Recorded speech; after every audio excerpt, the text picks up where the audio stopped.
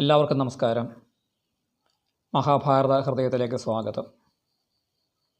പാശുപതാസ്ത്രം നേടി ഇന്ദ്രപുരിയിൽ ഇന്ദ്രനോടൊപ്പം കഴിയുന്ന അർജുനൻ്റെ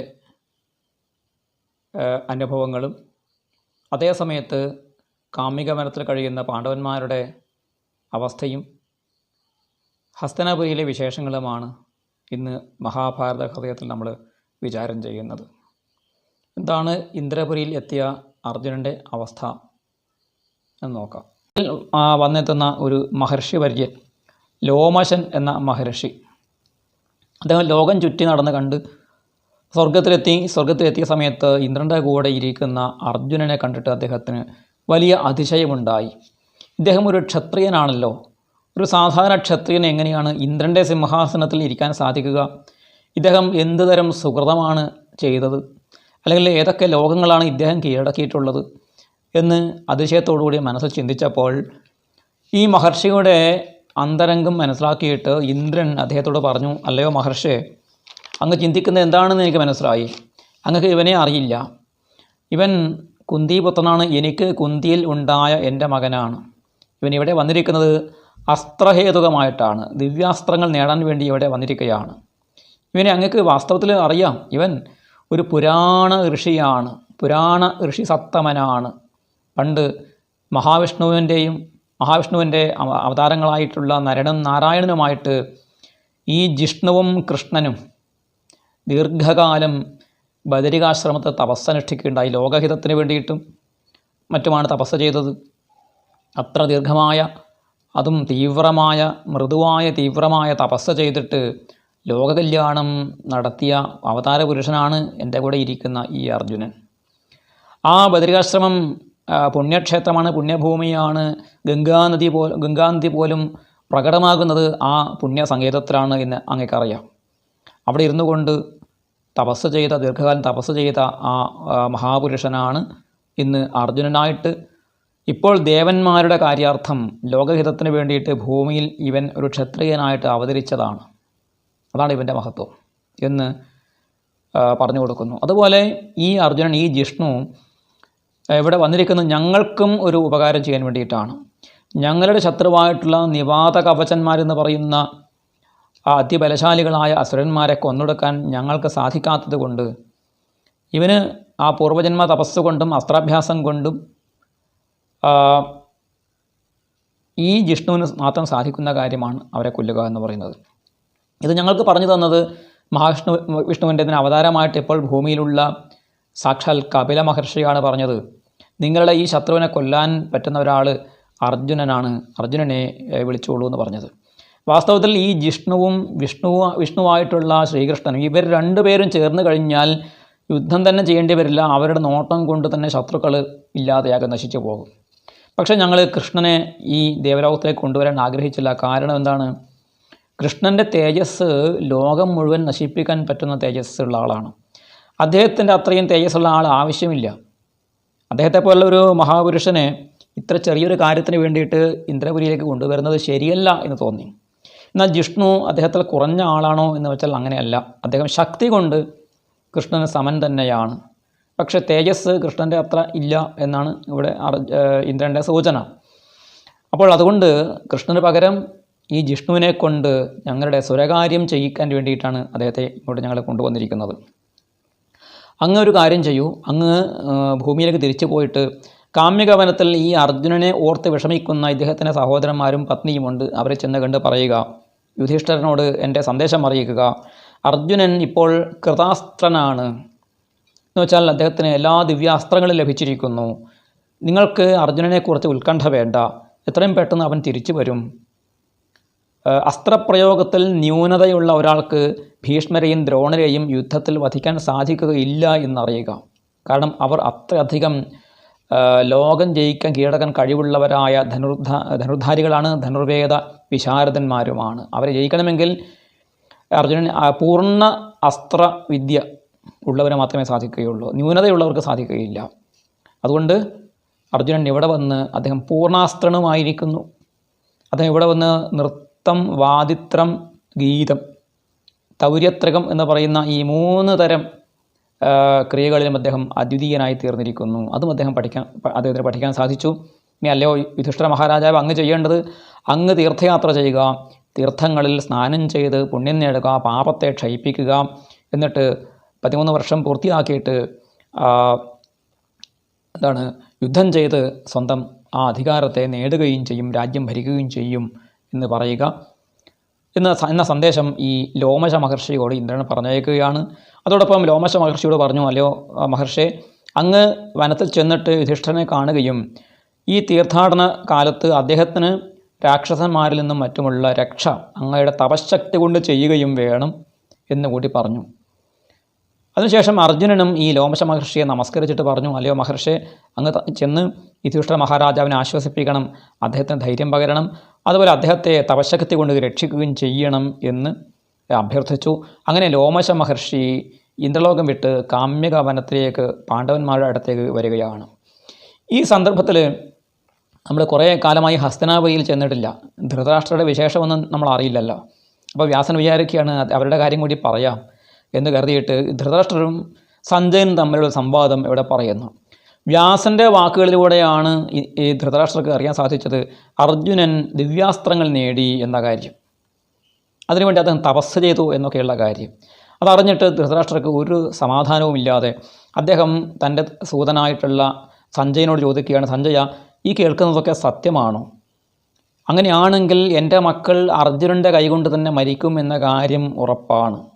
കാരണം എൻ്റെ ദുരാത്മാവായ മകൻ, ദുഷ്ടാത്മാവായ എൻ്റെ മകനും കൂട്ടർക്കും സഹായി ആരാണ്? ഒന്ന് കർണനാണ്. ഈ കർണൻ ചില സന്ദർഭങ്ങളിൽ വലിയ ഉദാര മനസ്കനാണ്. ഇത് മാത്രമല്ല, യുദ്ധത്തിൽ പലപ്പോഴും അബദ്ധം കാണിക്കുന്നവരാണ്, പ്രമാദിയാണ്. പിന്നെ മറ്റൊരാൾ ദ്രോണരാണ്. ദ്രോണർ വയോവൃദ്ധനാണ്. ഇവർക്കൊന്നും യുദ്ധം ചെയ്യിക്കാൻ സാധിക്കുകയില്ല. അർജുനൻ്റെ ശരവേഗത്തെയും നേരിടാൻ ഇവർക്ക് സാധിക്കുകയില്ല. അവരൊക്കെ തന്നെ അർജുനൻ്റെ അതിവേഗമാർന്ന കൂർത്തുമൂർത്ത നിശിതമായ ശരങ്ങളേറ്റ് അവർ മരിച്ചു വീഴും.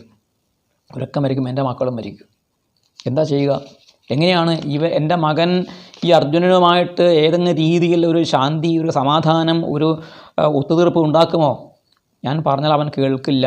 അവൻ എന്നെ കുരുടനായിട്ടാണ് കാണുന്നത്. എൻ്റെ അന്ധതയെ എൻ്റെ ദൗർബല്യമായിട്ട് കണ്ട് എൻ്റെ വാക്കുകളെ അവൻ അവഗണിക്കുകയാണ് ചെയ്യുന്നത്. എന്താണ് നിൻ്റെ അഭിപ്രായം? എന്തൊക്കെ നടക്കും ഇവിടെ?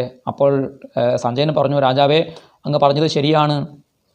അർജുനൻ ഏകാദശ രുദ്രരൂപിയായിട്ടുള്ള രുദ്രനെ തപസ് ചെയ്ത് പ്രത്യക്ഷപ്പെടുത്തി. രുദ്രൻ അദ്ദേഹത്തിന് കിരാതവേഷത്തിൽ പ്രത്യക്ഷപ്പെട്ട് ആ കിരാതരൂപിയായിരിക്കുന്ന ശിവനുമായിട്ട് അദ്ദേഹം യുദ്ധം ചെയ്തു. വില്ലുകൊണ്ട് യുദ്ധം ചെയ്തിട്ട് മഹാദേവൻ സന്തോഷിച്ചു, അത്ഭുതപ്പെട്ടു. മഹാദേവന് പോലും അർജുനനെ കീഴടക്കാൻ പറ്റിയില്ല, തോൽപ്പിക്കാൻ പറ്റിയില്ല എന്നാണ് കേൾക്കുന്നത്. ആ മഹാദേവൻ സന്തോഷിച്ച് അദ്ദേഹത്തിന് പാശുപതാസ്ത്രം കൊടുത്തു. തുടർന്ന് നിരവധി ദേവന്മാർ അദ്ദേഹത്തിന് മുന്നിൽ വന്ന് അവരവരുടെ അസ്ത്രങ്ങൾ കൊടുത്തു. ഇനി അദ്ദേഹം ഈ കൃതാസ്ത്രനായിട്ടുള്ള അർജുനൻ അതുപോലെ മറ്റ് പാണ്ഡവന്മാരും അവർ ഉള്ളിലുള്ള വൈരം, ആ ശത്രുതാഭാവം ഉപേക്ഷിച്ചിട്ടില്ല. അവരുടെ ഉള്ളിൽ ശത്രുത വർദ്ധിച്ചു വരികയാണ്. കൃഷ്ണയെ സഭയിൽ വെച്ച് വലിച്ചിഴച്ചത് അവർ ഒരിക്കലും മറക്കുകയില്ല, പൊറുക്കുകയില്ല. എന്ന് മാത്രമല്ല, ദുര്യോധനൻ സഭയിൽ വെച്ച് തൻ്റെ തുടകൾ കാണിച്ചുകൊണ്ട് അർത്ഥഗർഭമായിട്ട് പാഞ്ചാലിയെ പരുഷവാക്കുകൾ കൊണ്ട് അധിക്ഷേപിച്ചു. കർണൻ ആ പാഞ്ചാലിയെ സഭയിൽ വെച്ച് അധിക്ഷേപിച്ചു, ബന്ധകി എന്നൊക്കെ വിളിച്ചിട്ട്. അതൊന്നും അവർ മറക്കുകയില്ല. ആ തുട കാണിച്ച സമയത്ത് ഭീമൻ പറഞ്ഞില്ലേ, ഓരോ ഭേത്സ്യാമിതേ പാപ, നിൻ്റെ ഊരുക്കളെ, തുടകളെ ഞാൻ അടിച്ച് തകർക്കുമെന്ന് പറഞ്ഞില്ലേ, ആ സത്യം ഭീമൻ പാലിക്കുക തന്നെ ചെയ്യും. അവർ ഏത് സമയത്തും യുദ്ധത്തിന് തയ്യാറായിട്ടിരിക്കുകയാണ്. അതുപോലെ അവരുടെ കൂട്ടാളികളായിട്ടുള്ള യാദവന്മാർ, കേകയന്മാർ, പാഞ്ചാലന്മാർ, അതിൽ ശ്രീകൃഷ്ണനാണ് പ്രമുഖൻ. ശ്രീകൃഷ്ണനും ബലരാമനും സാത്വികയും ഒക്കെ തന്നെ അവർക്ക് വേണ്ടി യുദ്ധം ചെയ്യാൻ തയ്യാറായിട്ടിരിക്കുകയാണ്. അവരൊക്കെ തന്നെ ഈ കൗരവന്മാരെ ഇല്ലായ്മ ചെയ്യാൻ വേണ്ടിയിട്ട് സത്യപ്രതിജ്ഞ ചെയ്തിരിക്കുകയാണ്. അതുകൊണ്ട് ധ്രുവം കുരൂണാം അയമന്തകാല. ഇത് കേട്ട് ധൃതരാഷ്ട്രർ പറഞ്ഞു, വിതുരർ മുമ്പ് പറഞ്ഞ കാര്യം സത്യമാകും, അവൻ അസത്യം പറയുകയില്ല, അവൻ്റെ പ്രവചനം ഫലിക്കും. ധ്രുവം കുരൂണാമയം അന്തകാല, കുരുക്കൾക്ക് ഇത് അവസാന കാലമാണ്, അന്ത്യകാലമാണ് എന്ന് ധൃതരാഷ്ട്രർ പറഞ്ഞ് ഒരു ദീർഘനിശ്വാസം ചെയ്ത് ദുഃഖിതനായിട്ട് കഴിഞ്ഞു. ഈ സന്ദർഭത്തിൽ പാണ്ഡവന്മാരെങ്ങനെയാണ് കഴിഞ്ഞത്? പാണ്ഡവന്മാർ കാട്ടിൽ കഴിഞ്ഞത് വ്യാസൻ പറയുന്നു, സൂതൻ പറയുന്നു,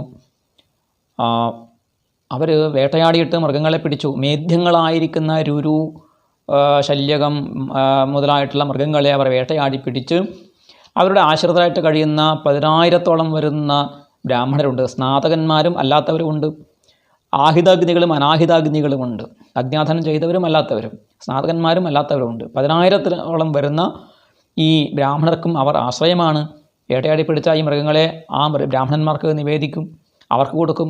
അവരെ തൃപ്തി വരുത്തിയ ശേഷം ഇവരും ഭക്ഷണം കഴിക്കും. അങ്ങനെയാണ് അവർ കഴിയുന്നത്. നല്ല സത്സംഗം ചെയ്യുന്നു, നല്ല ഭക്ഷണം കഴിച്ച് കഴിഞ്ഞുകൂടുന്നു.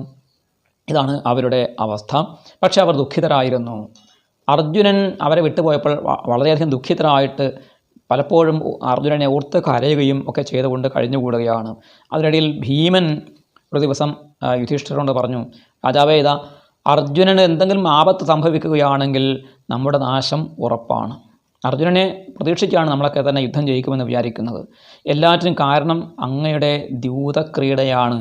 ദ്യൂതക്രീഡയിൽ അങ്ങ് കാണിച്ച ഒരു അമിതമായ ഒരു താല്പര്യമാണ് ഇതിന് കാരണമായി തീർന്നത്. 13 വർഷം കഷ്ടപ്പാട് സഹിച്ച് നമുക്ക് യുദ്ധത്തിൽ അവരെ ജയിക്കാൻ സാധിക്കുമോ? സംശയമാണ്. അതുകൊണ്ട് ഞാൻ പറയുന്നത്, ഇപ്പോൾ തന്നെ അർജുനൻ ഇല്ലാതെ തന്നെ നമുക്ക് ചെന്ന് യുദ്ധം ചെയ്യാം, എന്നിട്ട് അവരെയൊക്കെ കൊന്നുകളയാം. 13 വർഷം എന്നുള്ളതിന് 13 ദിവസം എന്നും അർത്ഥമുണ്ട്. അതിന് വേദങ്ങളിൽ പ്രമാണമുണ്ട്. ആ പ്രമാണങ്ങളെ കാണിച്ചുകൊണ്ട് നമ്മൾ വനവാസം പൂർത്തിയാക്കി എന്ന് പറഞ്ഞ് ചെന്ന് ഈ ദുര്യോധനാദികളെ അടിച്ച്, കർണനെയും അടിച്ച് കൊന്നിട്ട് അങ്ങ് രാജ്യം ഭരിക്കുക. അല്ലെങ്കിൽ 13 വർഷം കഴിഞ്ഞ് പോകുമ്പോൾ അവർ വീണ്ടും അങ്ങയെ ചൂത് കളിക്കാൻ വിളിക്കും. അങ്ങ് ചൂത് കളിക്കാൻ പോവുകയും ചെയ്യും. വീണ്ടും നമ്മൾ കാട്ടിൽ കഴിയേണ്ടിയും വരും. അതുകൊണ്ട് സാധിക്കില്ല. 1 വർഷത്തെ അജ്ഞാതവാസം അസാധ്യമാണ്. ഒളിച്ചിരിക്കാൻ അവർ ചാരന്മാരെ അയച്ച് നമ്മളെ കണ്ടുപിടിക്കും. അപ്പോഴും നമുക്ക് വനവാസമാണ് പിന്നീട് ഉണ്ടാവുക. എന്താണ്, അങ്ങ് ഒരു നിർദ്ദേശം തന്നാൽ ഞാൻ അപ്പോൾ അത് ചെയ്യുമെന്ന് പറഞ്ഞു. യുധിഷ്ഠിരൻ ആ ഭീമസേനനെ ആലിംഗനം ചെയ്ത് മൂർധാവിൽ ആഘ്രാണം ചെയ്ത് സ്നേഹത്തോടു കൂടിയിട്ട് അങ്ങനെ പറയുകയാണ്, ഭീമ, നിൻ്റെ ആഗ്രഹങ്ങൾ നടക്കും. നീ 100,000 മുഴുവൻ യുദ്ധത്തിൽ കൊല്ലും. 13 വർഷം പൂർത്തിയാക്കണം. അപ്പോൾ ഞാൻ നിന്നെ അതിന് അനുവദിക്കും. നിൻ്റെ ആഗ്രഹങ്ങൾ നടക്കും. നീ ഇത് ചെയ്യും. നീ അതിന് ശക്തനാണ് എന്ന് പറഞ്ഞു. ഈ സന്ദർഭത്തിൽ അവിടെ ഒരു മഹർഷി വന്നു ചേരുകയാണ്. ബൃഹദശ്വൻ എന്ന പേരുള്ള ബ്രഹ്മർഷിയാണ് അവിടെ എത്തിച്ചേർന്നത്. ഋഷിയാണ് വന്നത്. ആ ബൃഹദശ്വ മഹർഷിയെ യുധിഷ്ഠിര മഹാരാജാവ് വേണ്ടതുപോലെ പൂജിച്ചു. മധുപർക്കം മുതലായിട്ടുള്ള കാര്യങ്ങൾ നിവേദിച്ചുകൊണ്ട് അദ്ദേഹത്തിന് അതിഥി ശുശ്രൂഷ ചെയ്തു, കുശലപ്രശ്നം ചെയ്തു. എന്നിട്ട് വളരെ വിനീതനായിട്ട് ദുഃഖത്തോടു കൂടിയിട്ട് യുധിഷ്ഠിര മഹാരാജാവ് ചോദിച്ചു, മഹർഷേ, ഞാനൊരു രാജാവാണ്. ഇപ്പോൾ ചൂതുകളിയിൽ തോറ്റ് കാട്ടിൽ കഴിയുകയാണ്, ദുഃഖിതനായിട്ട് കഴിയുകയാണ്, വളരെ ദുഃഖിതനാണ്. എല്ലാം നഷ്ടപ്പെട്ടു. എൻ്റെ പത്നിയെ ആ സഭയിൽ വലിച്ചിഴച്ച് അപമാനിച്ചു. രാജ്യവും നഷ്ടപ്പെട്ടു, ഭോഗവും നഷ്ടപ്പെട്ട് കഴിയുന്ന നിർഭാഗ്യവാനായിട്ടുള്ള ഒരു രാജാവ്, എന്നെപ്പോലെ ഭാഗ്യം കെട്ട ഒരു രാജാവ് ഈ ഭൂമിയിൽ എപ്പോഴെങ്കിലും രാജ്യം ഭരിച്ചിട്ടുണ്ടായിരുന്നു? അങ്ങ് ഒരുപാട് ചരിത്രം അറിയുന്ന ആളല്ലേ, അങ്ങ് ഒരുപാട് കാര്യങ്ങൾ അറിയാൻ സാധിക്കുമല്ലോ. അങ്ങ് എവിടെയെങ്കിലും എപ്പോഴെങ്കിലും എന്നെപ്പോലെ നിർഭാഗ്യവാനായിട്ടുള്ള ഇങ്ങനെ ദുഃഖം അനുഭവിക്കേണ്ടി വന്ന ഒരു ക്ഷത്രിയനെ, രാജാവിനെക്കുറിച്ച് കേട്ടിട്ടുണ്ടോ എന്ന് ചോദിച്ചു. അപ്പോൾ ബൃഹദശ്വൻ പറഞ്ഞു, രാജാവേ, അങ്ങയുടെ ചോദ്യം വ്യർത്ഥമാണ്. അങ്ങയേക്കാൾ ദുഃഖം അനുഭവിച്ച രാജാവ് ഈ ഭൂമിയിൽ ഉണ്ടായിരുന്നു. ആരാണെന്നല്ലേ? ആരാണത് എന്ന് ചോദിച്ചു യുധിഷ്ഠിരൻ. ആരാണ് അങ്ങനെ ഒരാൾ?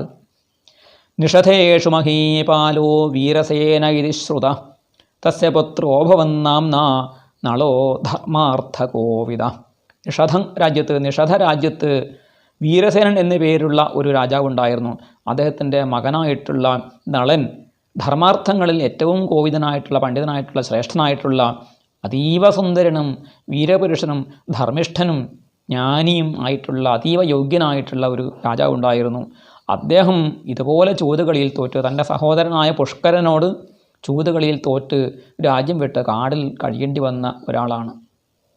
അതുകൊണ്ട് അങ്ങേക്ക് സമാനനായിട്ട് ആളുകളും അങ്ങയേക്കാൾ ദുഃഖം അനുഭവിച്ച ആളുകളുമുണ്ട്. അങ്ങേക്ക് താല്പര്യമുണ്ടെങ്കിൽ ആ കഥ പറയാമെന്ന് പറഞ്ഞു. താല്പര്യത്തോടുകൂടി യുധിഷ്ഠിര മഹാരാജാവ് ആ കഥ കേൾക്കാൻ തയ്യാറായി. അപ്പോൾ ബൃഹദശ്വ മഹർഷി നളചരിതം, നളൻ്റെയും ദമയന്തിയുടെയും പുണ്യചരിതം, അവരുടെ ഒരു പ്രണയകഥയാണ് വാസ്തവത്തിൽ. ആ പ്രണയകഥ തന്നെ പ്രണയകഥയാണെങ്കിൽ പോലും അതിൻ്റെ ശ്രവണം കൊണ്ട് നമ്മുടെ മനസ്സിൻ്റെ വ്യാകുലതകൾ തീരും, നമ്മുടെ മനസ്സിൻ്റെ പാപങ്ങൾ ക്ഷയിക്കും, നമ്മുടെ ചിന്തകൾ വളരെയധികം ശുഭമായിത്തീരും എന്നുള്ള ഒരു അതീവമായ ഒരു പുണ്യത്വം അല്ലെങ്കിൽ ഒരു പാവനത്വം ഈ നള ദമയന്തി ചരിത്രത്തിനുണ്ട്. നമുക്ക് ആ നളചരിതം ഇനി ശ്രവണം ചെയ്യാം. ദീർഘമായ ഒരു ഉപാഖ്യാനമായിട്ടാണ് മഹാഭാരതത്തിലെ വനപർവ്വത്തിൽ നളചരിതം വരുന്നത്. എല്ലാവരും ആ നളചരിതം ശ്രദ്ധയോടുകൂടി കേൾക്കണം എന്ന് അഭ്യർത്ഥിക്കുകയാണ്. നമസ്കാരം.